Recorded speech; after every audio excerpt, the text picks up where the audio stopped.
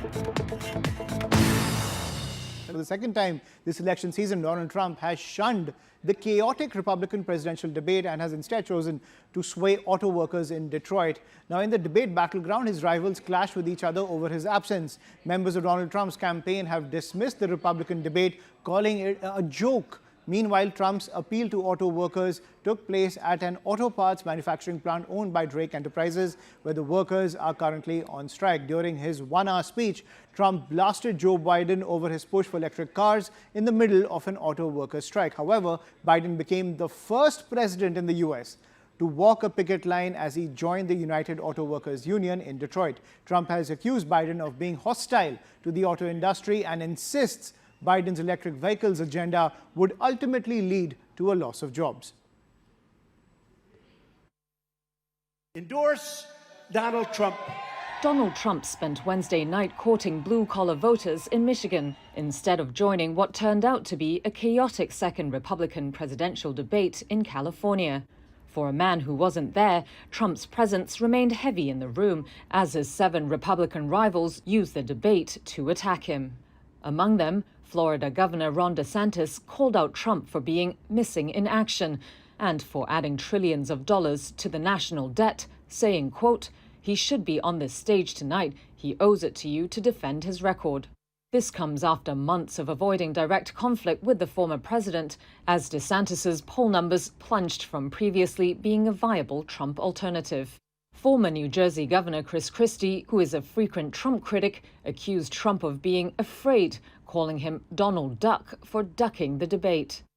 Mike Pence, who was Trump's vice president, offered a mild critique of his desire to centralize power in the federal government, while former United Nations envoy Nikki Haley, who was also once South Carolina governor, said Trump's trade-focused approach to China was wrong.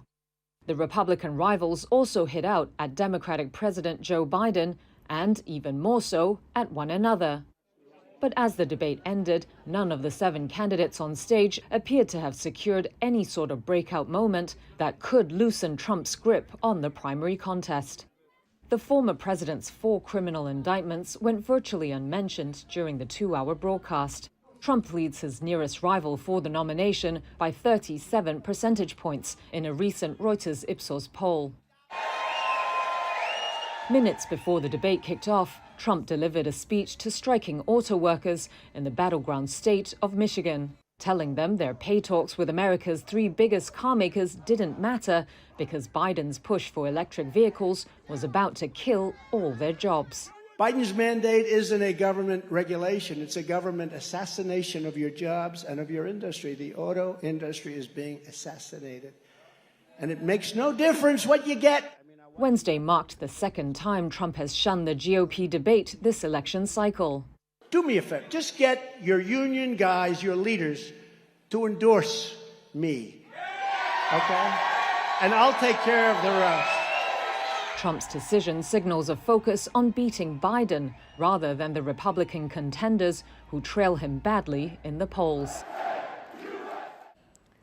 Ray Locker continues to be with us on the broadcast. Ray Locker, you heard those chants, USA, USA, wherever Trump goes. But before we get to Trump's unique approach of ditching the debate stage and going straight to the people, I want to get your first impression of the second Republican debate which just happened. Do you think the contenders have got a little bit of a backbone now when it comes to calling out Trump?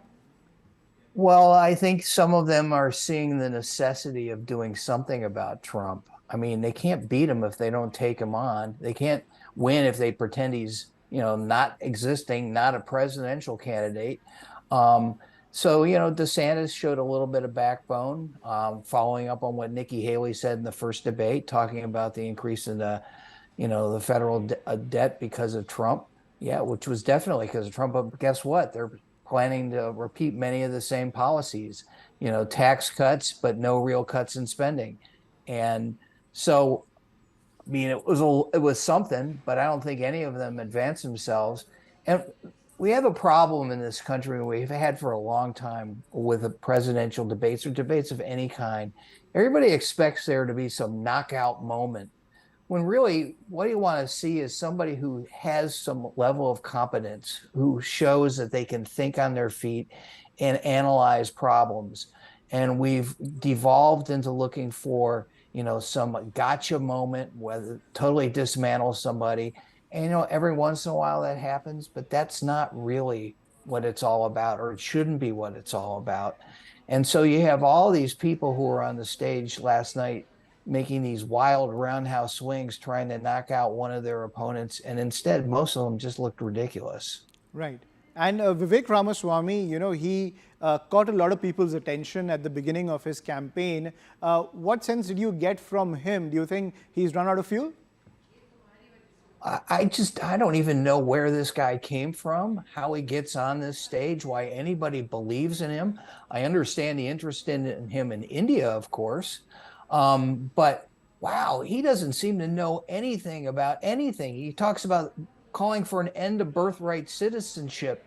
He is a citizen because of birthright citizenship. Both of his parents were immigrants. He was born in the United States. He's a citizen because of that. Now, what kind of standard would he apply to other people who are just like him? Would he decide that they can't be citizens because their parents came from Mexico, Brazil, India, Pakistan? I mean, it makes no sense. And he annoys the hell out of every one of his opponents. They look at him like, what are you talking about, man? But there's enough people out there in this, polling in this primary electorate who seem to respond to him. He's going nowhere. I mean, he's going to be one of these people in a few years. You're like, oh, remember that guy? But he's certainly not going to get elected to anything. He'll never be Trump's running mate. Mm-hmm. It's one of the things in this system where people from around the world look at it and go, what's happening here? Why is it this way? I mean, He has money. I don't know how he made his money. He's got a lot more than I'll ever have. But, it's a mystery to me. It's a mystery, right? But one thing which has always surprised me about the Republican Party is, especially under Donald Trump, is how people have these overnight changes in loyalty. So you will have a member of Donald Trump's cabinet, when he was president, he would say that, oh, Donald Trump is the best president, our policies are all sound. And then the next day they would get fired or they would leave, and the book would come out saying that how he was the worst president in American history, how Chris Christie would criticize him, but then say he's the greatest. So it doesn't take much for a Republican leader to become a MAGA head at the end of the day within the Republican Party. So do you sense, given that wide gap between Donald Trump and his opponents in the Republican race, is just a matter of time where all of them will be just vying for that vice presidential ticket? They'll all be trying to suck up to Donald Trump anytime soon? I think many of the people who are in the field right now would take the vice presidential nomination if it was given to them, with the exception of Mike Pence, Asa Hutchinson, who I don't even know if he debated last night, and Chris Christie. I mean, for any of them to take it would be a total renunciation of everything that they've stood for so far. I mean, after all, Trump had to have Pence killed. He tried to have him killed on January 6th. But he's not taking that personally. Yeah, I mean, I know it's baffling. I completely agree. Yeah. I mean, most people, when they say they're not going to take the vice presidential nomination, aren't really telling the truth. They'll take it if it was offered to them. Particularly now, I mean, Trump is an unhealthy 77-year-old man. He'll be 78 next year. He's not doing anything to keep himself in better shape, certainly in contrast to Biden. Mm-hmm. So some people go, hey, maybe he'll die and I'll become president. A lot of people think that, ambition does a lot of things to a lot of people. That's why they say one thing and then all of a sudden get in lockstep behind Trump, because that's what they think is their only way to be relevant. They can't really find the courage, or they don't want to, ideologically, to join the other side or become an independent. So they just get in line.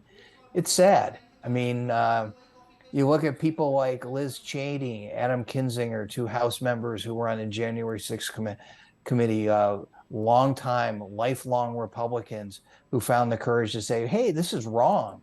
But there aren't many people like that in public life, unfortunately. Right. And my final question, Mr. Locker, you saw those visuals of Donald Trump. We're playing them right now of him reaching out to those striking auto workers as he ditches the debate stage. How do you see this approach of his? I remember when he was campaigning, previously when he was fighting for the presidential nomination as well as when he was campaigning for the White House, he would go to these coal mines, he would go to coal miners, he would go to these blue-collar workers, and literally it would be like magic. They'll be like, all over him. They'd be in praise of him. They'd wear all his merchandise. Do you think he can play that wand one more time?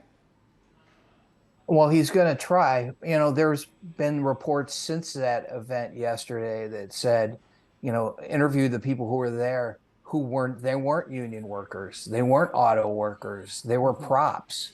And you know what he said? He didn't support the workers. He said, doesn't matter what happens because Biden's going to take your job, which is not true. I mean, the entire auto industry around the world is transitioning to electric vehicles. It's certainly not just US ones. And if we don't transition, guess what? You'll all be driving a Chinese car that runs on electricity, not a US one. So his entire rationale makes no sense. He's doing it for a photo op, an appearance. Look, I'm with auto workers. I don't think many of them will be fooled. Some of them will be, because some people are fooled all the time by con men. And it's going to be another year of seeing these things and wondering if it's going to work or not. And a lot of people are nervous, afraid that it might work, even though instinctively they think it won't. Right. So that's also the fear that even after 4 years of, let's say it was an embarrassing 4 years with Donald Trump, the fear still remains. Can he pull it off again? And many people, won't put it past him. He can pull it off again, because he has the ability to do that.